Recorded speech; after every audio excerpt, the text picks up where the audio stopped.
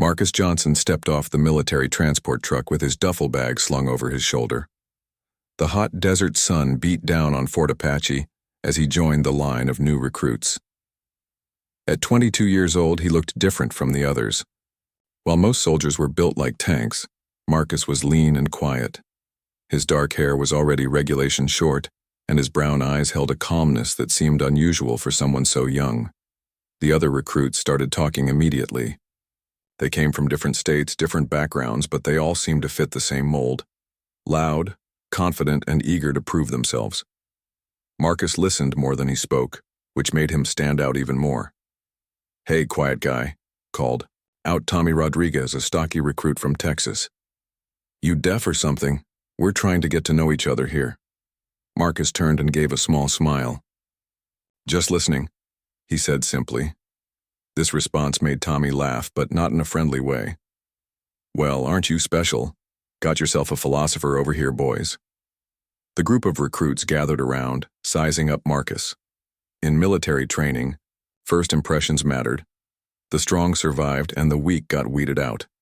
To them, Marcus looked like he might not make it through the first week. Sergeant Davis appeared, his voice booming across the courtyard. "Listen up, maggots. Welcome to Fort Apache. For the next 12 weeks, this place will be your home, your school, and your nightmare all rolled into one. You will eat, sleep, and breathe as soldiers. Some of you will make it, some of you won't. That's not my problem. My job is to turn you into fighting machines."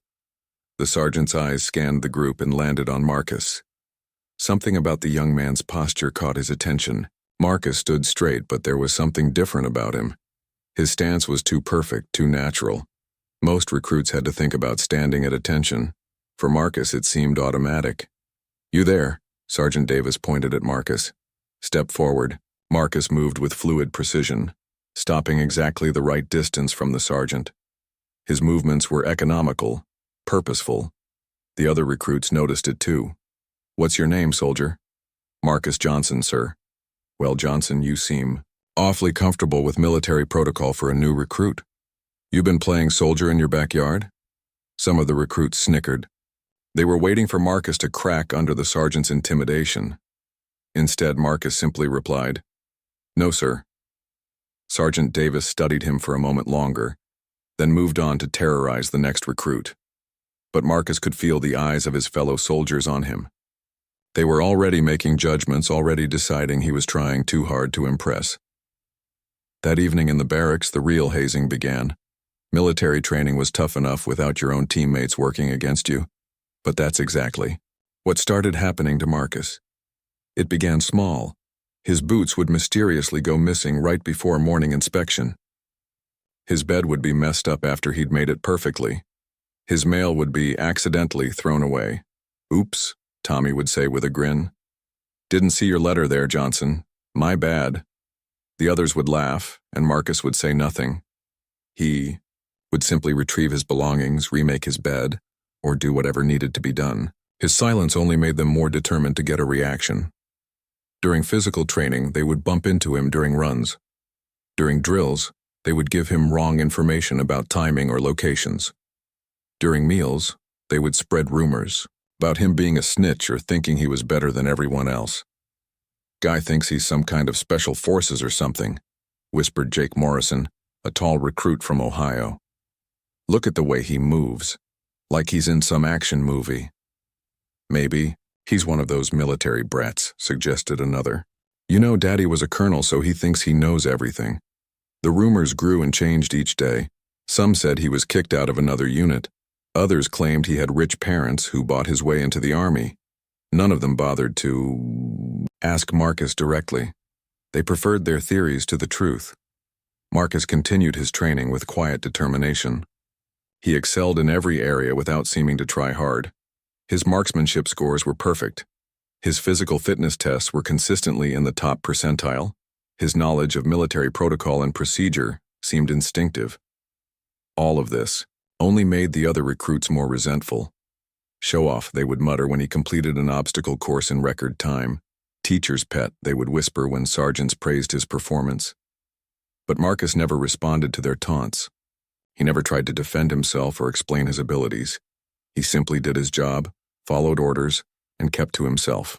This made him an easy target for their frustration and insecurity. The situation escalated when Marcus was chosen to lead a training exercise. Sergeant Davis had been watching all the recruits carefully, and Marcus's natural leadership abilities were impossible to ignore. He gave clear, calm directions. He helped struggling teammates without making them feel stupid. He completed the mission objectives efficiently and safely. The other recruits hated it. "Great, now Golden Boy is in charge," Tommy complained loudly that night. "Bet he's loving every minute of this." "Probably been planning this from day one," agreed Jake, sucking up to the sergeants, making the rest of us look bad. Their resentment was building to a breaking point, and Marcus seemed completely unaware of how much his fellow soldiers had grown to dislike him. Or perhaps he was aware and simply didn't care. Either way, he continued to excel while they continued to struggle with the demands of basic training. What none of them knew was that Marcus Johnson was carrying secrets that would soon change everything they thought they knew about their quiet, competent teammate. The harassment reached its peak during the 4th week of training. The desert heat was brutal that day, and everyone's tempers were running short. During a particularly difficult exercise involving rope climbing and equipment hauling, several recruits were struggling badly. Marcus, as usual, completed his tasks quickly and then began helping others without being asked. "I don't need your help," snapped Tommy when Marcus approached him at the rope climb. Tommy had been struggling for 10 minutes, his arms shaking with exhaustion. Sweat poured down his face as he tried again and again to make it to the top. "Just trying to spot you," Marcus said quietly. "Everyone needs a spotter." "I said I don't need your help," Tommy shouted, loud enough for everyone to hear. "Stop trying to make me look bad." Marcus stepped back without argument, but the damage was done. The other recruits had heard Tommy's outburst, and they saw Marcus as the cause of their teammates' embarrassment. After the exercise, they cornered Marcus behind the equipment shed. "Listen here, hotshot," Jake said, stepping close to Marcus. "We're tired of your act. You think you're better than us, but you're not. You're just some punk kid like the rest of us." "Yeah," added another recruit named Pete Santos. "Stop showing off and maybe try being part of the team for once." Marcus looked at each of them calmly. "I am part of the team. That's why I try to help." "Help?" Tommy laughed harshly. "You're not helping. You're making us all look like idiots. Every time you ace something, the rest of us look worse." "Maybe try harder then," Marcus said simply. The words hung in the air like a challenge. It wasn't said with arrogance or malice, just as a statement of fact. But to the frustrated recruits, it sounded like the ultimate insult. "Oh, that's it," Tommy said, clenching his fists. "I've had enough of this guy." Before Marcus could react, Tommy shoved him hard against the shed wall. The other recruits formed a circle, blocking any escape route. They weren't necessarily planning to hurt him seriously, but they wanted to humiliate him the way they felt he had humiliated them. "Time for you to learn some respect," Jake said, grabbing Marcus's shirt. What happened next surprised everyone. Instead of fighting back or crying for help, Marcus went completely still. His eyes became distant, almost glassy. His breathing changed, becoming slow and controlled. It was as if he had mentally gone somewhere else entirely. The recruits noticed the change immediately. Something about Marcus's stillness was unnerving.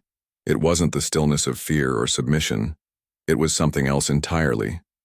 Something that made them hesitate. "What's wrong with him?" Pete whispered, loosening his grip. Tommy, still angry but now confused, shook Marcus roughly. "Hey, are you listening to me?" Marcus blinked slowly, as if coming back from far away. When he focused on Tommy's face, there was something different in his eyes, something that made Tommy instinctively step back. "Don't touch me," Marcus said quietly. His voice hadn't changed in volume, but there was something in it that made the hair on their arms stand up. "Or what?" Tommy asked, but his voice lacked its earlier confidence. Marcus didn't answer. He simply looked at each of them with that strange, distant expression. Then, without another word, he walked away. The recruits let him go, too unsettled to stop him. "What was that about?" Jake asked, after Marcus was gone. Guy's probably having some kind of breakdown, Tommy said, trying to regain his bravado. All that pressure of being perfect finally getting to him. But deep down, they all felt that something significant had just happened. Marcus's reaction wasn't that of someone having a breakdown. It was something else entirely. From that day forward, the harassment became more systematic. The recruits convinced themselves that Marcus was weak, that his strange reaction proved he couldn't handle confrontation. They began sabotaging him more openly, convinced that he wouldn't fight back. They put sand in his food during mess hall. They hid his gear before inspections. They spread rumors to other units that he was unstable and unreliable. Through it all, Marcus remained silent. He cleaned sand from his food without complaint. He found his hidden gear without asking for help. He ignored the stares and whispers from other soldiers. The sergeants began to notice the dynamics in the unit, but Marcus never reported the harassment. When asked directly if he was having problems with his teammates, he simply said, "No problems, sir." Sergeant Davis was particularly puzzled by Marcus. The young man's performance never suffered despite the obvious tension in the unit. If anything, he seemed to be getting stronger and more focused. His scores on every test and exercise continued to be exceptional. His leadership during group activities remained calm and effective.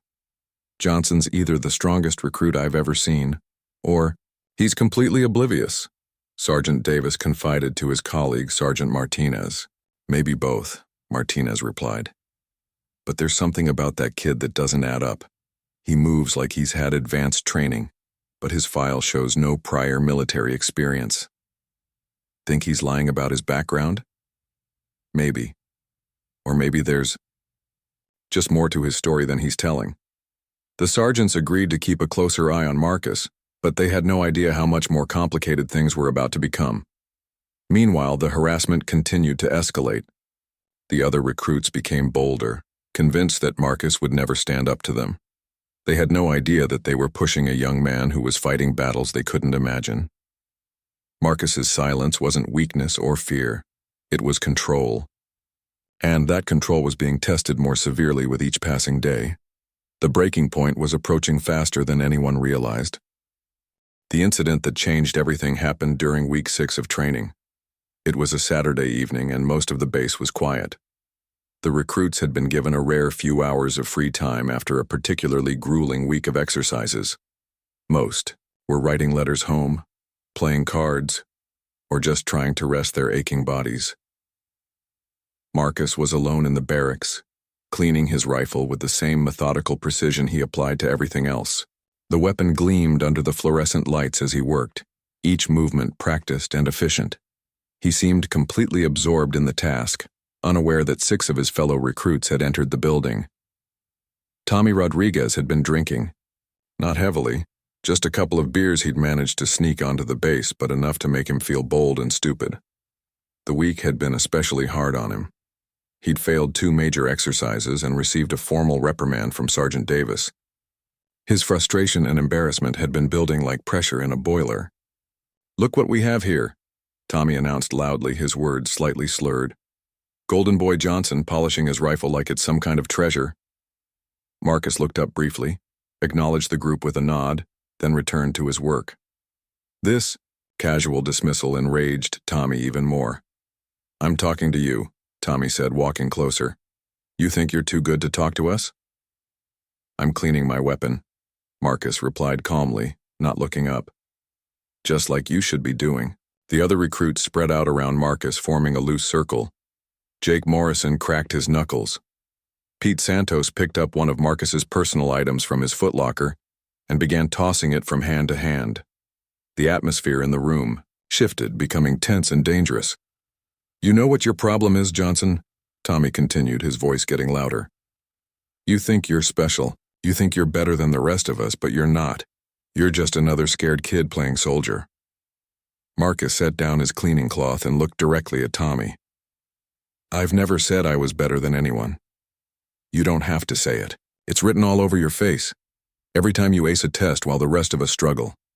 Every time the sergeants praise you. Every time you complete something perfectly while we're still figuring it out. Maybe you should focus on your own performance instead of worrying about mine." Marcus said quietly. It was the wrong thing to say. Tommy's face turned red with anger, and he lunged forward, grabbing Marcus by the front of his shirt and hauling him to his feet. That's it. I'm done with your attitude.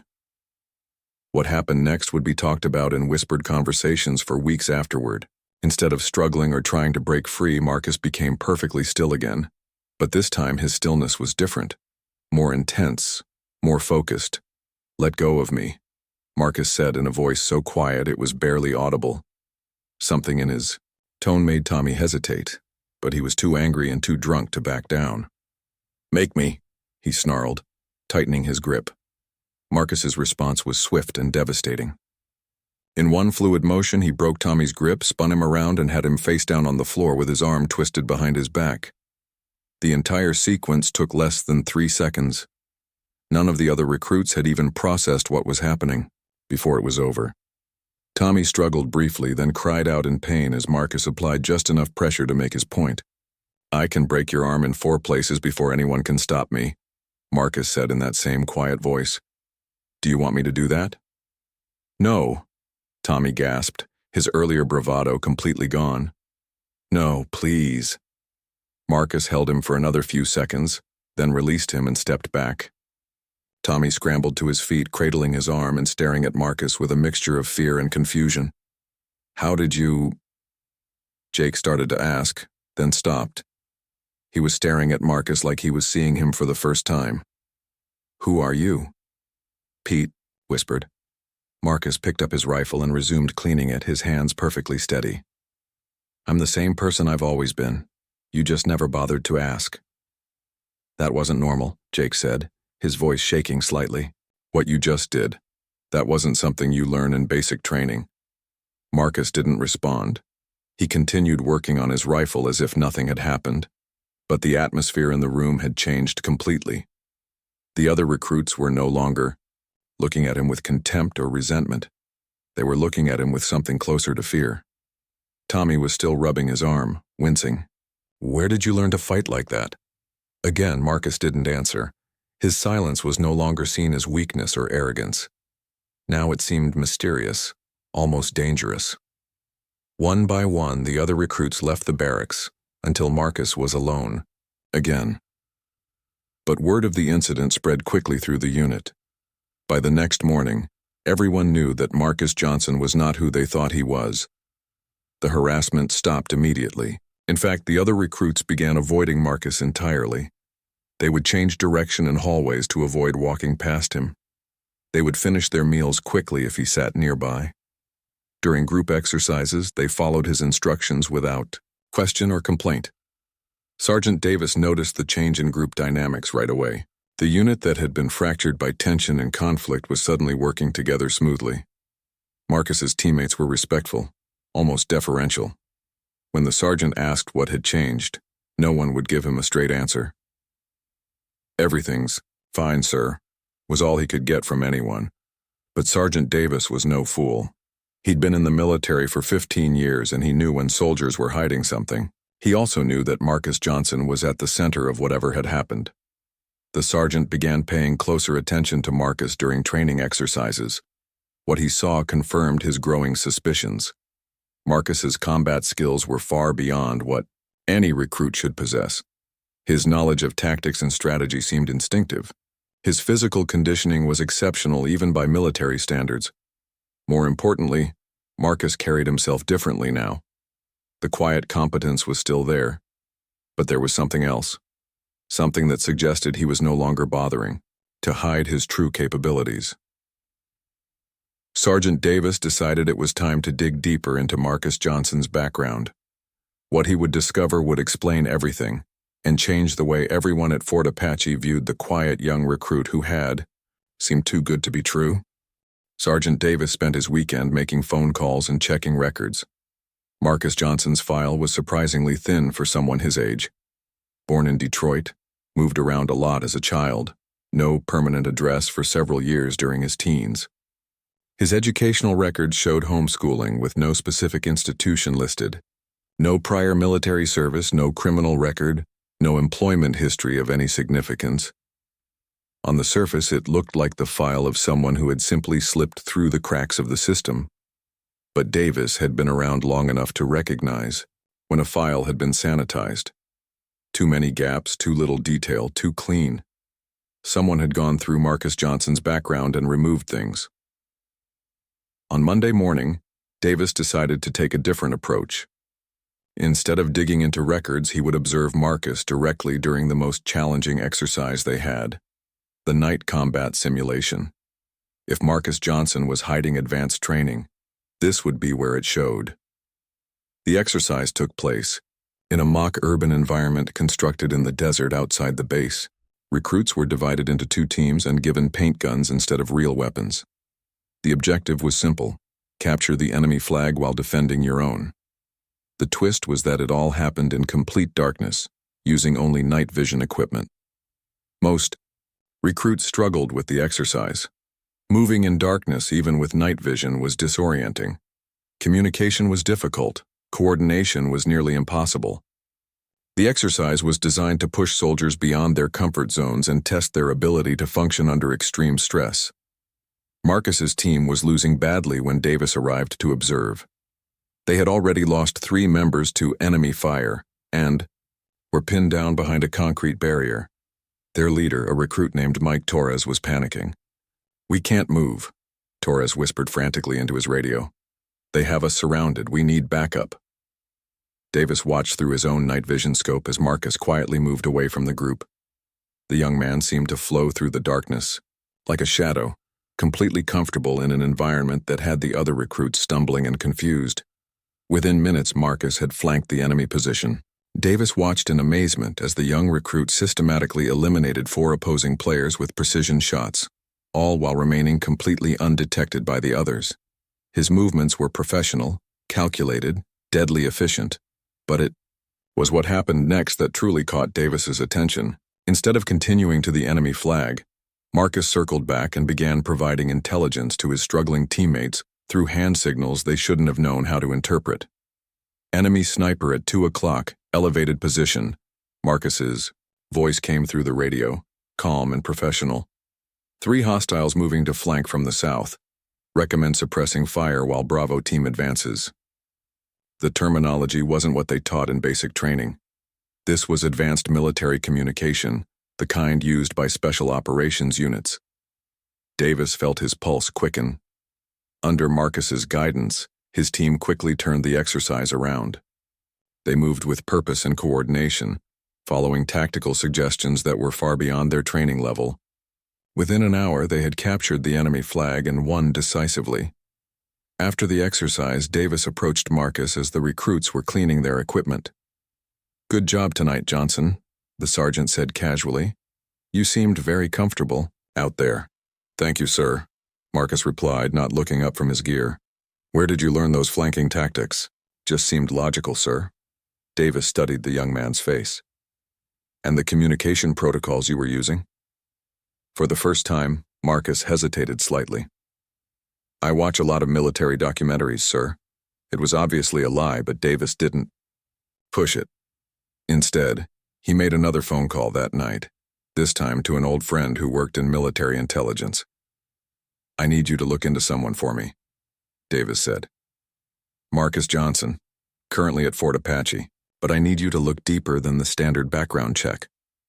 "How deep?" his friend asked. "As deep as you can go.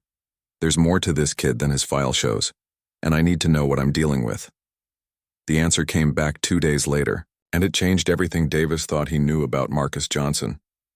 "Your boy is a ghost," his friend told him over a secure phone line. "Officially, Marcus Johnson is exactly who his file says he is. Unofficially, he's been in the system for years." "What system?" "The kind of system that doesn't exist on paper. Foster care, but not regular foster care.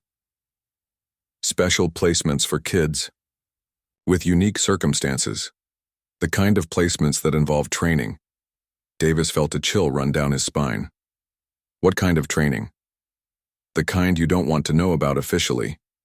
But I can tell you this much. If Marcus Johnson is at your base, it's not because he enlisted like everyone else. Someone sent him there." "Who?" "People who don't answer to sergeants, Davis. My advice, don't dig any deeper. Just train him like any other recruit and don't ask questions." The line went dead. leaving Davis with more questions than answers.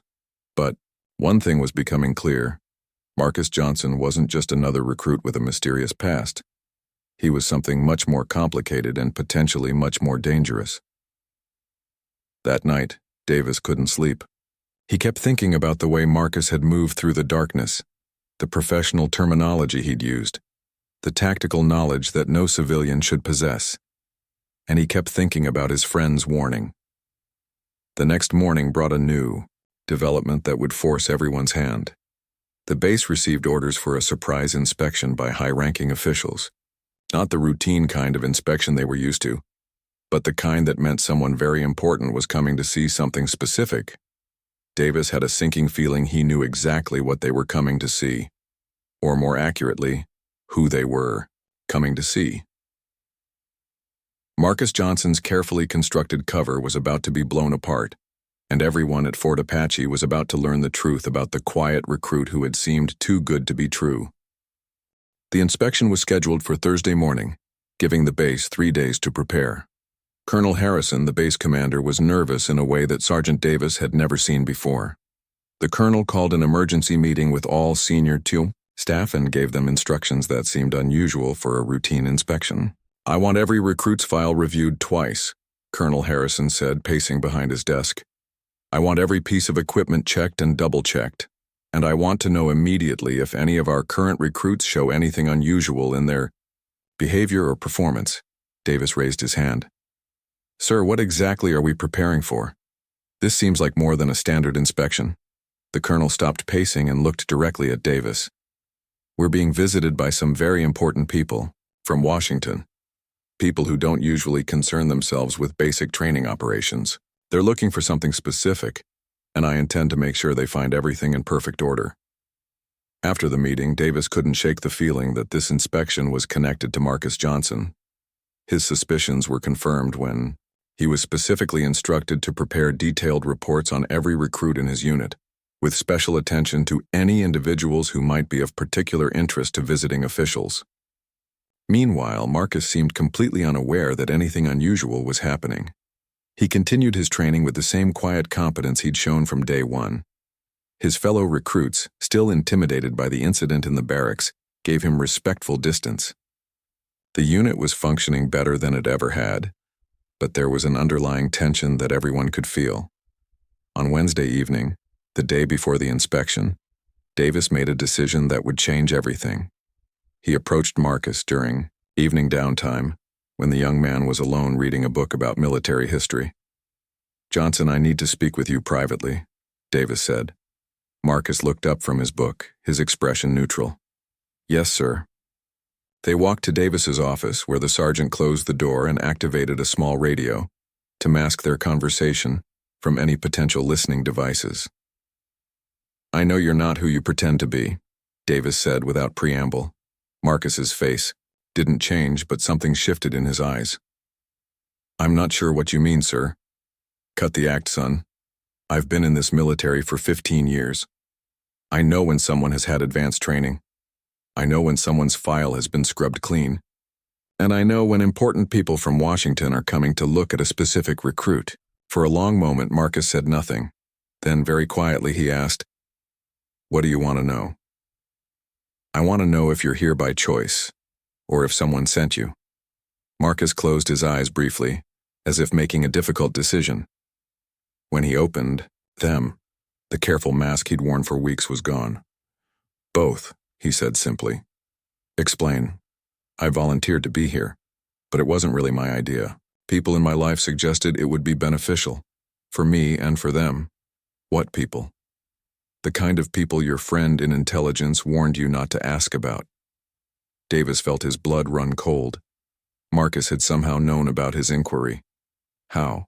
Did you?" "Because they told me you would eventually figure it out. They said you were too good a soldier not to notice the inconsistencies." "Who are they, Marcus?" The young man was quiet for so long that Davis thought he wouldn't answer. Finally, Marcus spoke, his voice barely above a whisper. "I was recruited when I was 14 years old. Not for the regular military, for something else. Something that required kids who had nothing to lose and no one to miss them." Davis felt sick to his stomach. He'd heard rumors of such programs. Over the years, always dismissed them as conspiracy theories. What kind of program? The kind that trains people to do jobs that don't officially exist. The kind where success is measured by how invisible you remain and how thoroughly problems disappear. You're talking about assassination. Marcus nodded slightly. Among other things. Infiltration, intelligence gathering, elimination of threats that can't be addressed through conventional means. Jesus Christ, Davis whispered. How many? I can't tell you that. But I can tell you that I've been trying to find a way out for years. This assignment was supposed to be my exit strategy. Serve a normal enlistment, establish a legitimate military record, then disappear into civilian life. But something went wrong. Something always goes wrong in this business. The people coming tomorrow aren't here for a routine inspection. They're here because someone thinks I've compromised the program. Davis stared at the young man, trying to reconcile this revelation with the quiet, helpful recruit he'd been observing for weeks. Have you? Not intentionally, but I let my guard down. I let my real training show through. And now they're concerned that I'm no longer controllable. What will happen when they get here? Marcus was quiet again, staring at his hands. When he looked up, there was something in his eyes that Davis had never seen before. Something that looked almost like fear. I don't know, Marcus said honestly. But I know it won't be good. For me or for anyone who might have become too interested in my background. The implication hit Davis like a physical blow. They're coming for both of us. It's possible. These people don't like loose ends. Davis stood up and began pacing, his mind racing.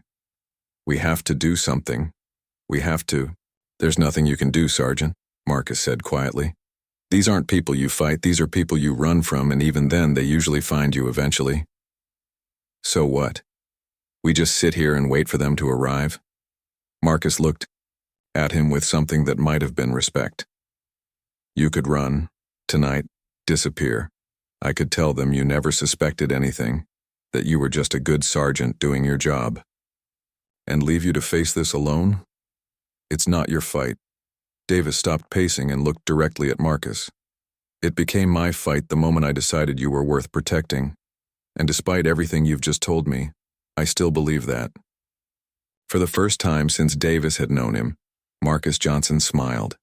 It was a genuine smile, warm and grateful. Thank you, Sergeant, but you should know that tomorrow is going to be very dangerous for both of us. As if to punctuate his words, the lights in the office flickered once, then went out completely. Emergency lighting kicked in a moment later, bathing everything in an eerie red glow. Through the window, they could see vehicles approaching the base. Official-looking black cars, with tinted windows. The inspection team had arrived a day early. They're early, Marcus said, his voice perfectly calm despite the situation. That's not a good sign. Davis watched through the window as men in dark suits emerged from the vehicles. Even in the red emergency lighting, their movements were sharp and purposeful. These weren't typical military inspectors. These were people who meant business. Listen to me carefully, Marcus said, standing up slowly.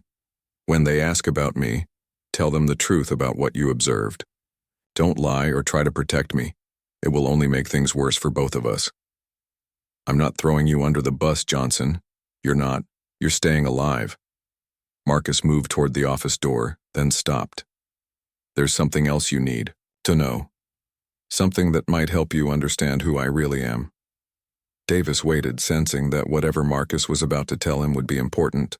My real name isn't Marcus Johnson, it's David Chen. Marcus Johnson died in a car accident when he was 16. I've been using his identity for 6 years. Why are you telling me this now?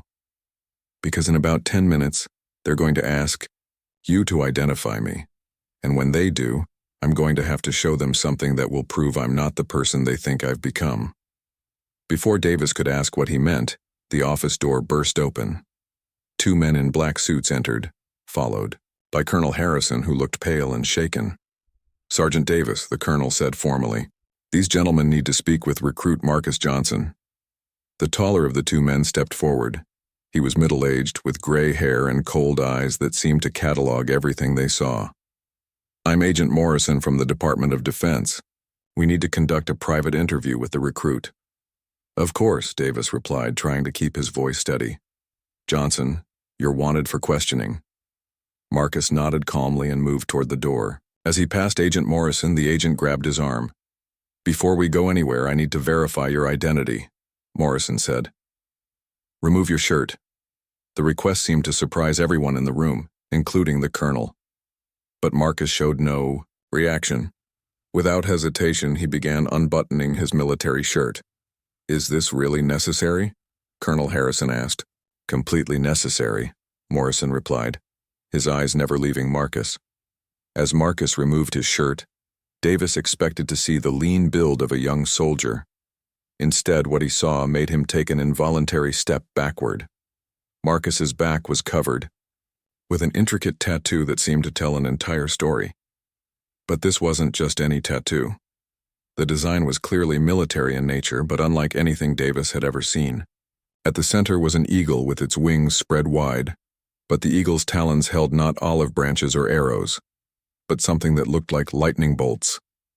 Surrounding the eagle were symbols that Davis didn't recognize, along with numbers and dates that seemed to form a coded message.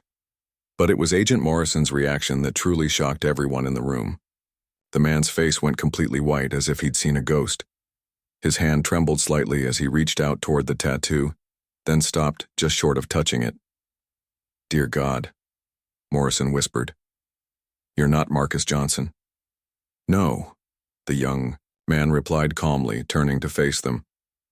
I told you my name was David Chen, but that's not my real name either. Morrison stared at him for a long moment, his professional composure cracking. You're supposed to be dead. We have confirmation of termination from 3 years ago.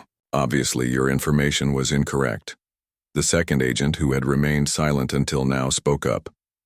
Sir, we need to contact headquarters immediately. This changes everything. Morrison nodded slowly, never taking his eyes off the young man they had known as Marcus Johnson. Son, what's your real designation? For the first time since Davis had known him, Marcus smiled with what looked like genuine amusement. Phoenix 7. The number meant nothing to Davis or Colonel Harrison, but both agents recognized it immediately. Morrison actually took a step backward. Phoenix 7 was terminated after the Prague incident, Morrison said, his voice shaking slightly. The entire Phoenix program was shut down.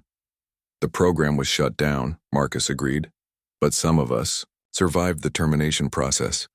We've been living quiet lives trying to stay invisible. I thought military service would provide good cover. Apparently, I was wrong. Agent Morrison pulled out a secure phone and began dialing rapidly. While he spoke in hushed, urgent tones, Davis finally found his voice. What is the Phoenix program? He asked. Marcus looked at him with something that might have been sympathy. It was a program that trained children to become perfect soldiers, not regular soldiers, something much more specialized. We were taught to infiltrate, to blend in, to eliminate threats without leaving traces. How many of you were there? Originally, 57 children were recruited over a 10-year period. By the time the program was officially terminated, only 12 of us were still alive. Colonel Harrison spoke for the first time since the agents had arrived. And now? As of last week, I thought I was the only one left. Morrison finished his phone call and turned back to them, his face grim. There's been a development.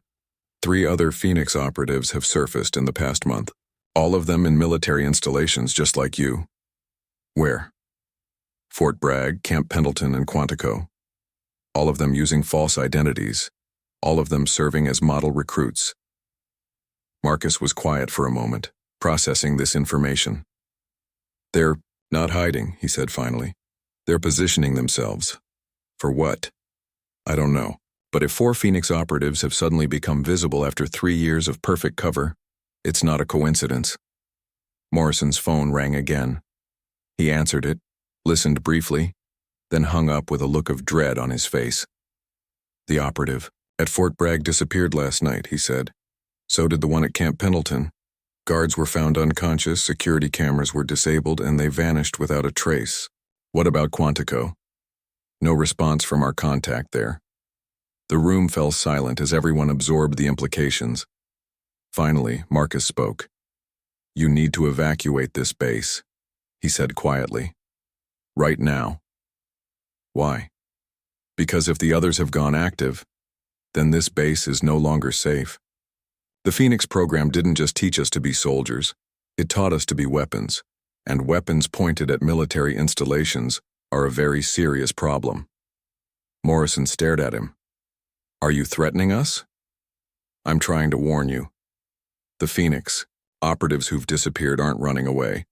They're implementing something, and if I had to guess, I'd say that something involves eliminating anyone who knows about the program." As if to confirm his words, the lights in the building went out again. This time they didn't come back on. In the darkness, they could hear the sound of vehicles starting up outside, and then the unmistakable sound of gunfire in the distance. "Too late," Marcus said softly. "They're already here."